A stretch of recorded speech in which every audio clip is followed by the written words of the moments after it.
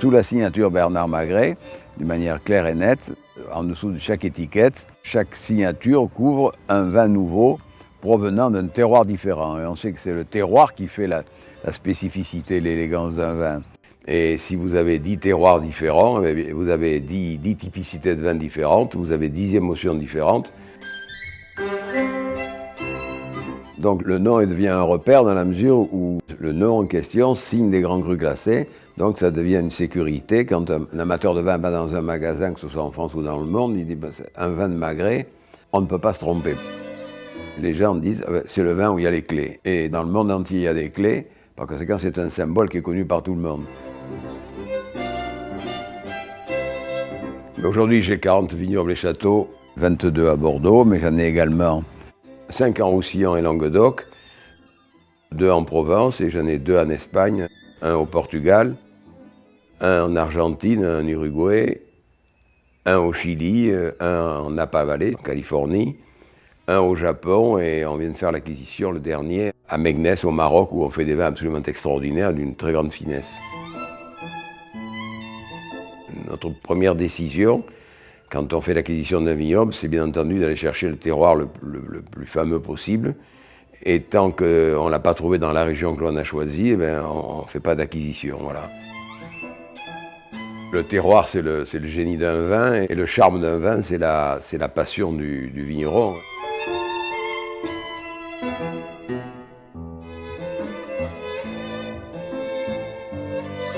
On est propriétaire de 4 grands crus classés. Ça nous amène dans le Bordelais, être les seuls à avoir 4 grands crus classés. D'abord, on va parler du château Pape Clément, qui est un grand cru classé de Graves, qui se trouve complètement dans la ville de Pessac. La singularité du château Pape Clément, d'abord, c'est qu'il a une histoire. Il a été la propriété d'un pape. Bon, malheureusement, en 1413, associés avec Philippe le Bel, ils ont décidé d'exterminer les Templiers. Et en second lieu, la première vendange a été faite en 1252. On est le seul à Bordeaux, en Grand Cru et ailleurs, à égrener à la main. Donc on vendange à la main et en plus de ça, on a 200 hommes et femmes qui pendant 3 semaines, 1 mois, enlèvent grain par grain, vous voyez, choisissent les grains. C'est un château qui ne produit pas un très important volume parce que le terroir n'est pas immense. On a des rendements à l'hectare qui sont très faibles parce que ça aussi c'est la clé pour des vins d'une grande élégance, d'une grande douceur, d'une grande finesse. Voilà. Par ailleurs, il y a le château La Tour-Carnet, c'est un grand cru classé du Médoc. La tour du château La Tour-Carnet a été construite en 1111. C'est un des plus vieux, ou le plus vieux château du Médoc, et qui est entouré de douves en eau claire. C'est un vignoble qui est immense, puisqu'il fait 132 hectares. Et aujourd'hui, c'est un château qui obtient des notes excellentes, et qui surtout est d'une très très belle élégance. C'est un très grand Médoc. Voilà. La Tour-Carnet, on a voulu l'installer dans la littérature. Pourquoi ? Parce que dans les années 1550-60, il appartenait à la famille Montaigne. Et nous organisons tous les ans un concours important, principalement avec des jeunes agrégés de lettres. Le Clos Péraguet, c'est un premier grand cru classé de Sauternes, qui fait 16 ou 17 hectares, qui produit par conséquent du Sauternes, qui a le gros avantage d'être sur une butte, c'est pour ça qu'il s'appelle le Haut Péraguet, et qui fait des vins de belle qualité, puisque les notes sont remarquables.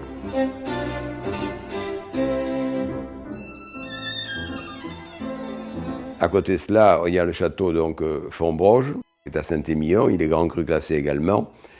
Sa surface est la plus importante, puisqu'il fait 60 hectares, et que la moyenne des crus classés de Saint-Émilion, aujourd'hui, c'est 14 hectares. Ça permet à ce château d'avoir une présence mondiale de la part du volume qu'il a par rapport aux autres. L'avantage, c'est comme il est très grand, il est sur trois types de terroirs différents.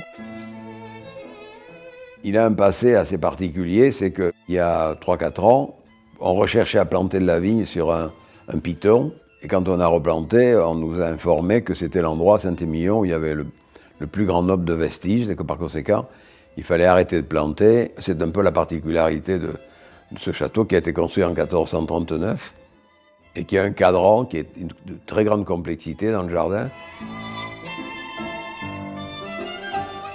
Fontbroge, c'est la musique. tout simplement parce qu'il y a une salle là-bas qui est d'une sonorité exceptionnelle et on y organise des concerts de manière très régulière.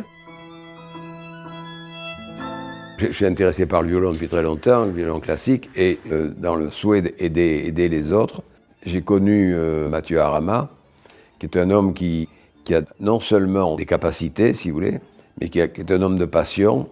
Et puis, j'ai appris qu'il y avait un Stradivarius à Londres qui était à vendre. Et donc, j'en ai fait l'acquisition et je l'ai confié à ce jeune garçon qui était le premier violon au Grand Théâtre.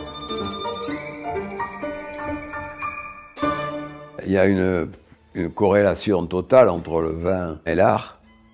Il y a toujours la main de l'homme. Mais au travers de la main de l'homme, il y a l'âme, il y a la puissance de l'âme, il y a la puissance de la passion de l'artiste ou du vigneron. J'ai créé il y a peu de temps d'ailleurs un institut culturel. C'est exactement comme la Villa Médicis à Rome. C'est-à-dire qu'on sélectionne des artistes et pendant 6, 12 ou 18 mois, ils travaillent chez nous. Ils ont un atelier, chacun une chambre, une salle de bain, et on leur donne de quoi vivre pendant tout ce temps-là. Donc ils peuvent créer sans aucun problème matériel. Et ça, c'est ça qui compte, c'est ce qui manque le plus à un artiste.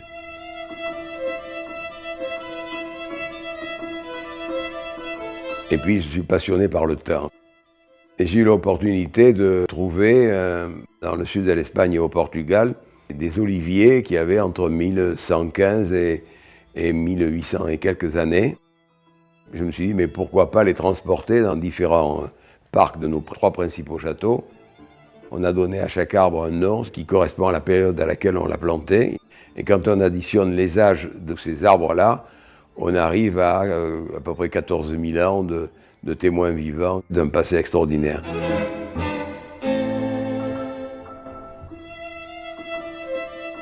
Dans 5 ans, le no-tourisme à Bordeaux va prendre une dimension très importante. Et Bernard Magret Luxury Wine Tourisme, il s'agit d'une équipe commerciale qui gère 3 châteaux, à savoir Pape Clément, La Tour Carnet et Fontbroge. Et on y reçoit des gens qui veulent mieux connaître le vin, tenter de faire eux-mêmes leur propre vin.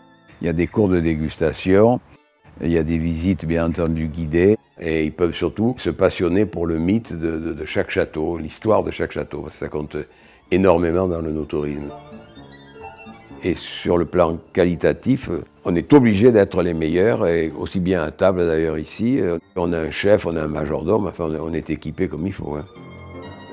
Joël Robuchon est un ami. On s'est associés ensemble pour présenter nos vins dans ces restaurants, pour mieux faire connaître l'association des mets à la manière de Robuchon et de chacun de nos vins. Le vin, c'est pour avoir des émotions, c'est pour, dans un autre terme, chauffer le cœur. Et quand le cœur est content, ben, la vie change.